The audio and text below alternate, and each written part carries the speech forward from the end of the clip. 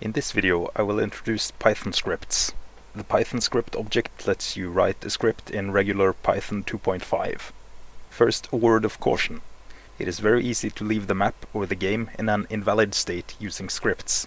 If you accidentally make it impossible to load your map without crashing the game, you can find up to 16 backups in the generated folder inside of the resource folder. If your map is in a subfolder, then open the subfolder with the same name. The oldest backup has the highest number.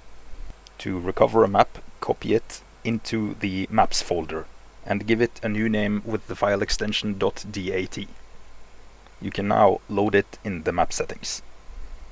Also, the engine does not really limit what scripts can do, so please refrain from deliberately trying to damage your system and be cautious if you find mods in the wild.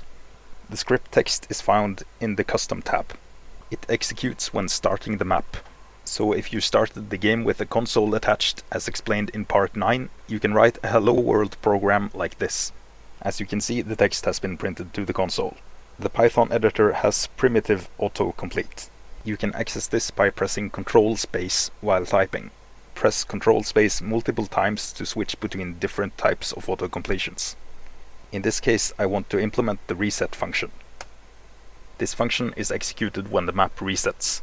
Scripts that make changes to the map must clean up after themselves in this function. You can import any Java class into your script. Some of the common ones have autocompletions, so if I want to import the math class, I can do it like this. You can now type dot and press ctrl+space until you see the list of members. Conversions between Java types and Python types happen automatically most of the time. Objects from your map can be accessed by their names. You can set your own name for an object in the Location and Metadata tab.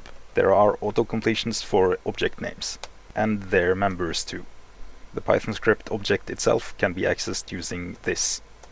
You can pass messages to other objects by using the push method. However, you should avoid doing this in the script body. To send a message when the map starts, you should use the sendInitialMessage function. This is to avoid event order problems. The first argument is the sender, which will be this object. And the second argument is the message, which is usually on or off. Note that there is no cleanup necessary for message passing. You can link your Python script to other objects, and you can send a message to all of them by calling the broadcast function like this.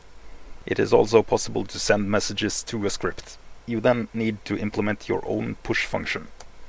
You should make sure your push function returns true or false if it accepts or rejects the message respectively. You can count on other objects doing the same, so you can forward the message like this. And just as a reminder, rejecting the message means switches will not activate. Often, especially if there are multiple inputs to your script, it is better to use function invoker objects. This is a special triggerable which can be linked to a script, and it calls the function with this name, which you need to implement. The function should have a single Boolean argument, and as before it should return true or false. The argument is true for on messages and false for off messages. You can declare variables in the script body, but if you want to modify them later, then Python requires you to declare all the global variables you intend to modify inside of a function. Clearly, this is not very convenient. A good alternative is to create a state container object. You can now put your variables on the G object, and you no longer need the global declarations.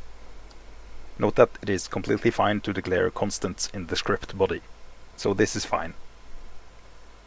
If you recall the discussion from part 6, to store information in save states you need to use keys and counters. This is also true for scripts, and this functionality is accessed via the global keys class. Most of the functions are pretty self-explanatory. You can alter an object's data using scripts, but for some types of data such as the position, you need to put in some extra work to make sure the object updates properly. This should make the block go up, but something is wrong. You will also notice that the object's position does not automatically reset, and this is where the reset function comes in, but more on that in a little bit. To make the object update properly, you need to notify it of the change. The shortest way of doing this is to call the update function like this. The first argument is the object that has changed, and the second argument is what has changed. Here is a list of the valid values for the second argument. It is a bit mask, so you can combine values with the bitwise OR operator. I will put this list in the video description. Anyway, the block should now update properly. To solve the problem of resetting the block, it is completely possible to store the original position of the block like this, and to reset it manually like this. However, a somewhat more convenient method is to call the store transformation function like this. The script object will now handle it automatically. This method only works for the spatial transforms. Python 2.5 does not have static typing, and this editor is not very smart.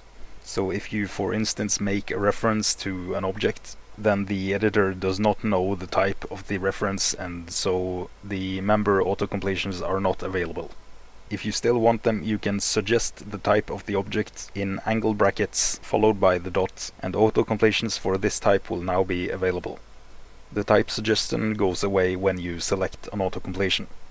Something to be especially aware of is that vectors and colors are mutable objects, so calling the add function like we did here alters this vector.